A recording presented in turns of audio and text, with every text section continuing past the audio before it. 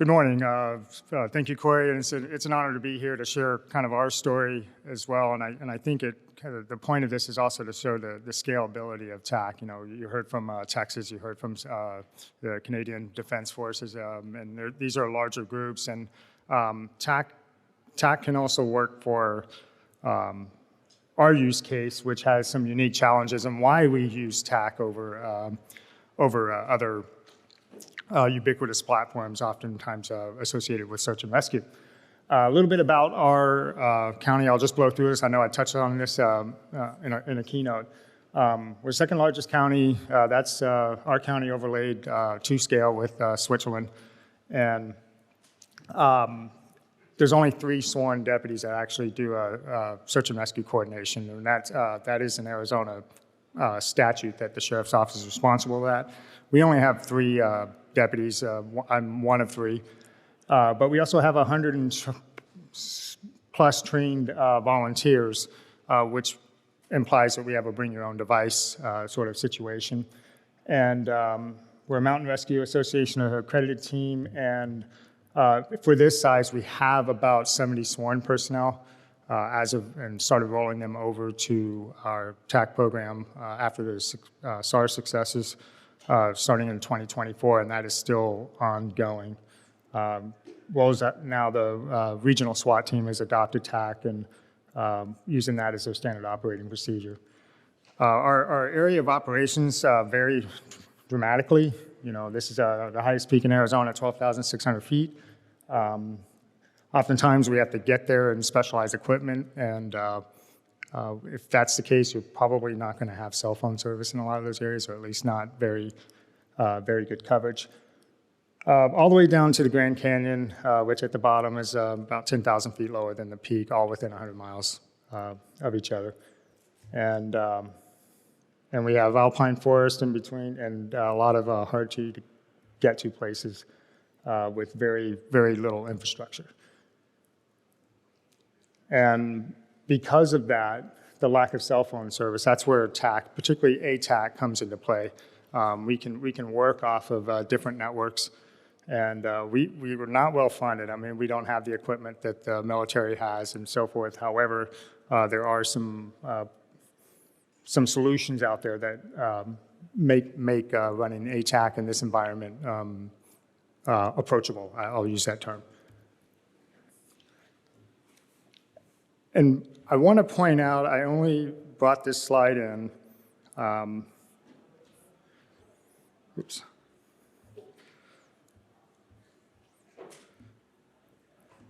A lot of what you'll see today is, you know, the green is like where all the network carriers, and this is their you know, theoretical coverage area. It's not a previous slide. If you're down 300 feet in a canyon, you're not going to have cell phone service, and that's usually where the dangerous stuff happens. But up in here is where a lot of attention is today in our county, and there's absolutely 0 cell phone service there. And just pointing that out for the subsequent slides here. One of the things that was a huge game changer for us is adding Starlink. So a couple of the trucks have the high performance mobile stuff. We use that as a backhaul, and now every single coordinator has a Starlink Mini that they can pack in somewhere if they need to.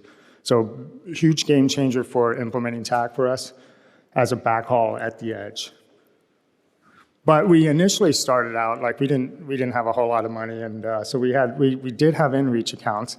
And thanks to Greg Albrecht and his Intercot solution, we were able to, anytime a user sent a message, it would automatically plot their location in TAC. So at least we knew what the message was and where they were. The problem is if we had multiple ones deployed, and this is just Garmin inReach. It's not the everywhere solution that has a TAC plugin. This is just your basic team account. The users in the field couldn't see each other, they could message each other, but they couldn't see each other on a map. So with some grant funding, we were able to go with Somewhere Labs that also not only allowed the users to see each other using the Iridium workspace, We also included GoTenna as our mesh network, something that we own, that we controlled. We had the spectrum in northern Arizona to do it. But this was a big game changer for us in that we were now able to get our dispatch involved in it. They could see where we were going.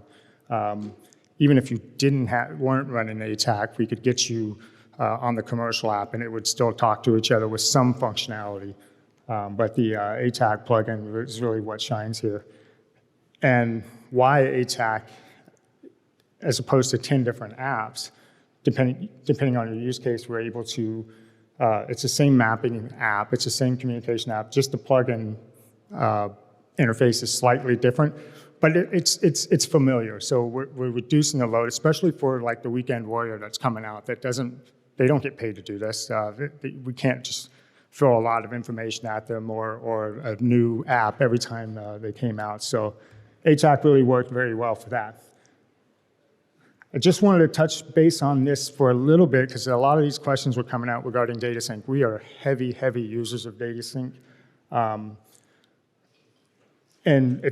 there's a little bit of a limitation with iOS with that you can't do this, but on ATAC, usually we have somebody on the team with ATAC, and they'll maintain their log as they go along, put it in data sync. So any coordinator that's coming in the next operational period, we can just look through the comms log and the unit, like the user log, and see what's going on. With somewhere, any message that's sent, when we pick an active, to use Nick's term, an active data sync mission, similar concept, all the messages go into there, and we're able to generate a comms log and take it one step further and reduce the burden in the debrief, where we can generate an ICS 214 form for those that are not familiar with it.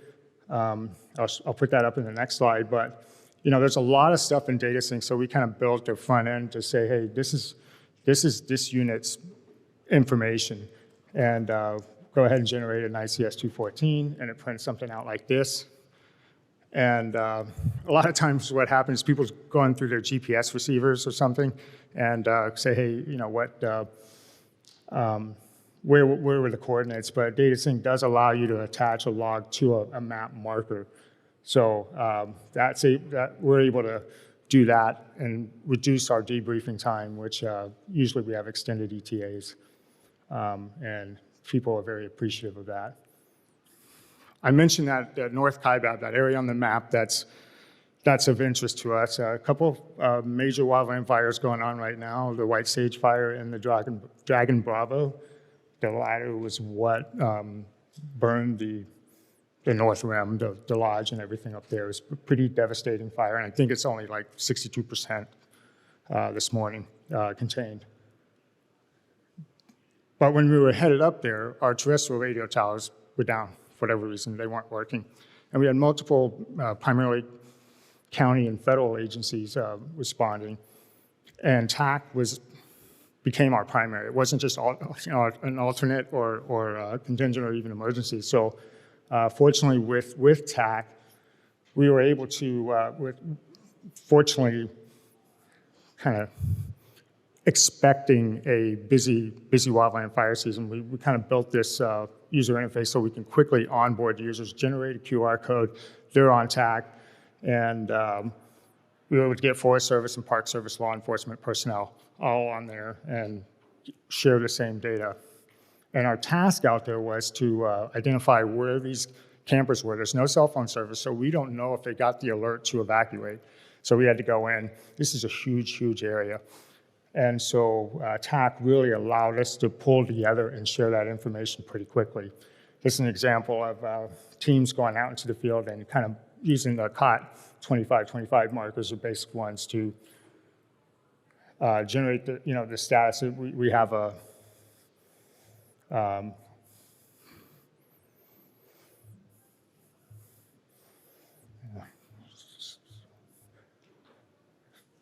a set sort of symbology that allows to go over low bandwidth networks. So they do this, And, Caltopo, Sartopo, those of you familiar with civilian SAR, that is the ubiquitous mapping app.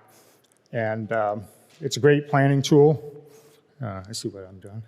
It's a great planning tool. And then as of last year, we had similar to what CloudTAC's doing, it was a one-way ETL. But they since opened up their API and documented it. Now we're able to take our TAC data sync mission activity and pull it automatically into Caltopo. So that helps with the planning side of things in our case, because we do use it for planning as opposed to ArcGIS or something like that. And greatly reduce the planning time. And we do this through a solution that we came up with. There's a front end of it. You just pick your TAC mission, your Caltopo map, and it automatically sends it. Or if you need to export it, in some cases we're supporting another agency, and we just give them the formatted JSON file for that. And then on the right, if one challenge we have is like, yeah, we can onboard people quickly on TAC, but maybe Texas, you saw that in your area, they're diehard, they want to use that app. Okay, if they have a team account, we can solve that problem with the connect key, and you can be using Caltopo, and if you have an internet connection, broadband, you can see us, and we can see you. And so that's kind of like streamlined, reduced a lot of friction with other devices. We talk about the N TAC. This is a huge one for us. Last night, we had a medical emergency where we have to use call detail records, and those of you who were at the keynote, we never have more than one tower if you get cell phone service. So triangulation is not really an option for us, and so we get data like this. How do you get your searchers and deputies in the field quickly to an area or high probability areas? And this was actually just last night. One tower, I forget what the distance is with there, but usually that phone will be somewhere on that arc if it's still there, if it hasn't moved since it went off. And so we identified targets. And I like this graphic here too, because oftentimes there was a vehicle associated with this. And we use helicopters. Well, it's wildland fire season. It became super important to me to put TFR data on the map. Otherwise, sometimes I might not say, hey, I'll call for the helicopter. They'll check, maybe, but this way we can go ahead and get started, contact the appropriate agency, and get permission before they even launch to see if they can fly the area. So we had 3 ongoing TFRs in that same area, so that might impact our planning. Just an example of this person was in a car, so we had these targets. Where that arc crossed the road, we had some idea of what was passable based on the vehicle that they had, and mark those targets, and we could quickly identify high probability areas, and more times than not, they're on that arc. And how do we do that? We do have a script where we take the CSV files, but if it's just like, hey, I need to quickly do this, I'm gonna look at the last line or something like that, we have a little form and you can just put your information in, choose your TAC mission, and it goes out, and it happens pretty quickly, because you may be getting these like every 15 minutes, and it's pretty dynamic. Another thing that is super useful for us with TAC, excuse me, getting a little dry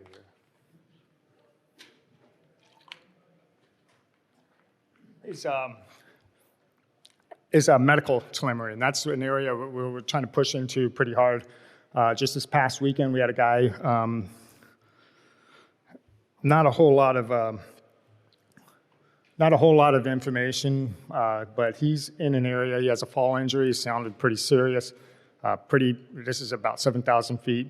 Density altitude was was not good for helicopter flights. They attempted to fly over and land. Unable to do so, definitely, or be able to get out of this canyon.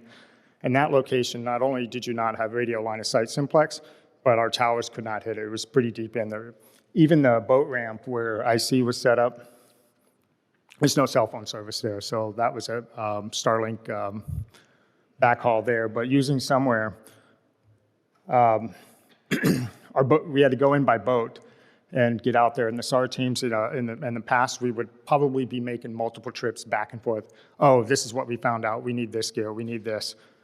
Using CASEVAC in TAC, just the basic functionality of TAC, we could get a patient report. We had EMS there. We could start gearing up for the appropriate equipment and treatment. We cut that rescue time drastically then compared to before. It was like, I believe it was about 20 minutes each way by boat to get through there. So being able to have real-time comms, even though it's digital, it was a game changer for us. And that's what it looks like on our end using somewhere. It's pretty fast. And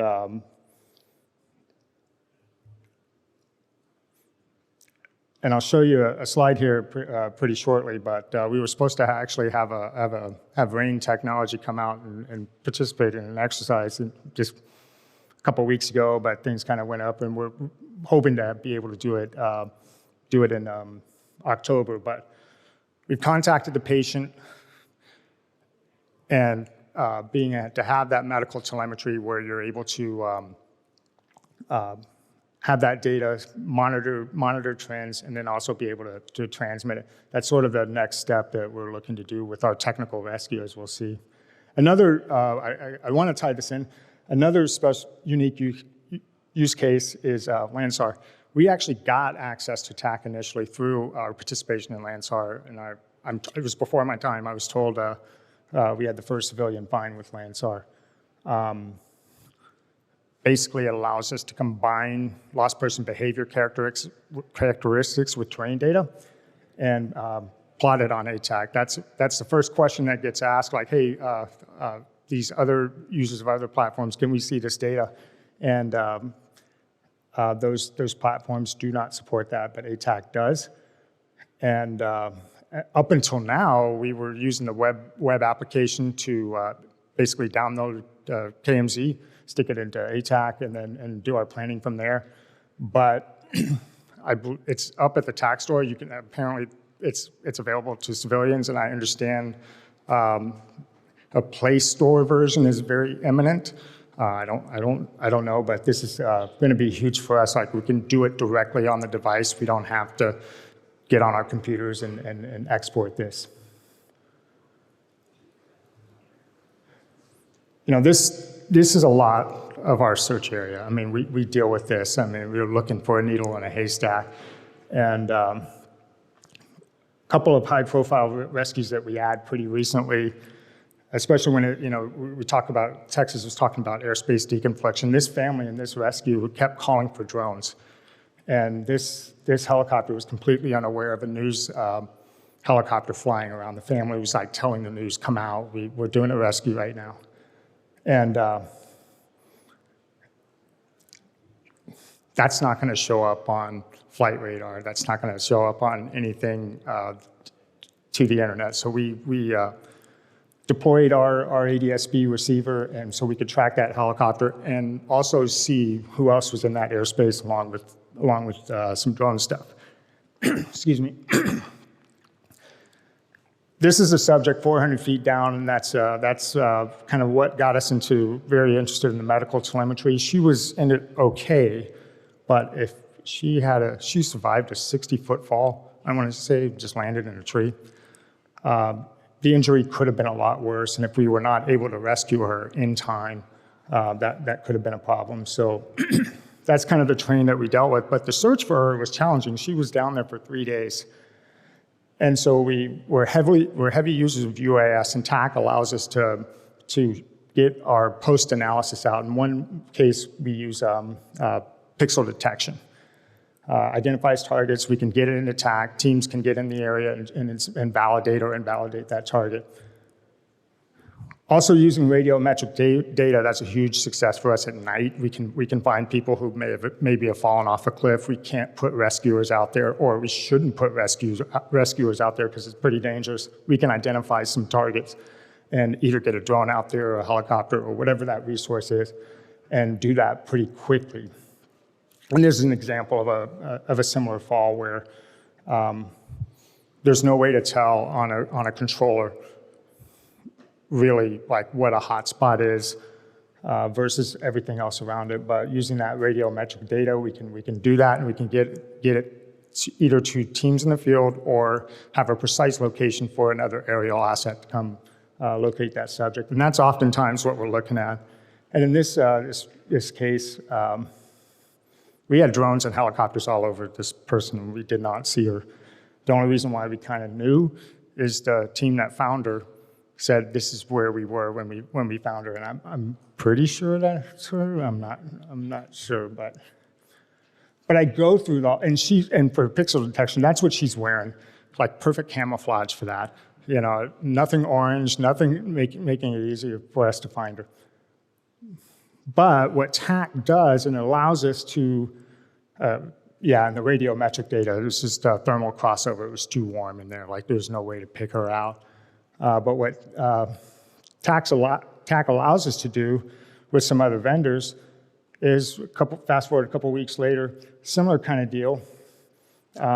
We partnered with QRC, super cool, came out and basically attached a Bluetooth low energy sensor. So we were trying to say, if we can't see them, maybe they have something on them that's giving some sort of signal. And that's kind of what it looks like. This was in the national park. Subject at the bottom of that can was maybe 400 feet. There's a picture of that here shortly. But we attached it to an M350, launched it, and what it does as it flies over, it creates a heat map of some potential Bluetooth signals and puts it on a map. And now it just opens up another possibility. As it turns out, this guy was a very privacy-oriented, and he didn't have such devices. But it opens up like medical devices, anything that's kicking out Bluetooth, long battery life. There's a good chance of detecting it, but we can do this in TAC. When it was presented to the state coordinators, they use this other mapping app. It's like, we were able to get this QRC out within a week, essentially, and because we were running ATAC, we could see that data, and super excited for the future of that. But we're trying to detect a signal. I mean, that's what you're looking at. You're not going to find anybody who's falling into that. That's about 600 feet below the edge. Airspace awareness, that's been a huge thing. Like I mentioned, people, anyone with a drone, please come out. We're getting that a lot. We're starting to have to put TFRs up ourselves. But this is kind of a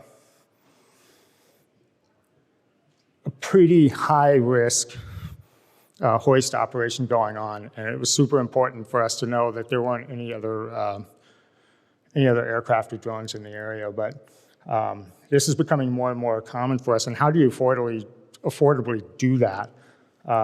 TAC allows us to put all this information with the rescue plan, rescue locations, and do it relatively affordably. I mean, it's each coordinator now. This is an old Stratix receiver that we ran Stratix caught. Now there's AirTAC, but each coordinator has that with a Scout Edge from Nine Hill Technologies, and we can at least monitor the clueless, I guess we could call it. But super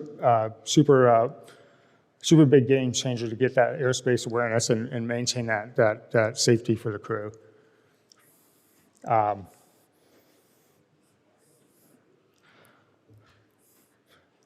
And I'll just close with this, and I think with this slide, I like it a lot because even though it has a lot going on with it, I mean those search segments were generated by Caltopo. The white skittles in there are Caltopo users from another county. They weren't on TAC. We were able to track them when they had cell phone service, which was kind of at the edge. We're able to have comms with an unrelated rescue in the next canyon over with absolutely zero cell phone service, and we can maintain that operational situational awareness for a sheriff's office that is, we have 70 sworn and 100 volunteer. We're not a huge organization, But that being said, the challenges that we have is like just last night, we had some more federal law enforcement get on our TAC server. That interest is there, and I think we're kind of at that point where in Arizona, we lack that statewide server. What Texas is saying, you better plan for this ahead of time. That keeps me up at night, you know, and you're absolutely right. I do want to echo that. But so that's a challenge that we have, constantly trying to find an agency that will house the something similar to COTAC, if not the COTAC ecosystem that they have. And the other big challenge is because it's a bring your own device environment, about 2/3 of our volunteers are iOS users, and another, the other third are Android. Our agency is iOS. So I see some promising things coming on the iOS side, and I won't go beyond that, but at this time, that is a current weakness. It doesn't, it doesn't seem to be as robust as the ATAC solutions. To be fair, I know ATAC's got a 10-year head start. But that being said, it's kind of like first world problems. We can see each other. That data is important. And I just want to thank all the people who put their work into this, making this possible for agencies like us to be able to affordably deliver the best service that we can that the public expects from us, and TAC allows us to do that. So that's all I got. I appreciate the time, and I don't know how I'm doing on time, Corey, but so any questions?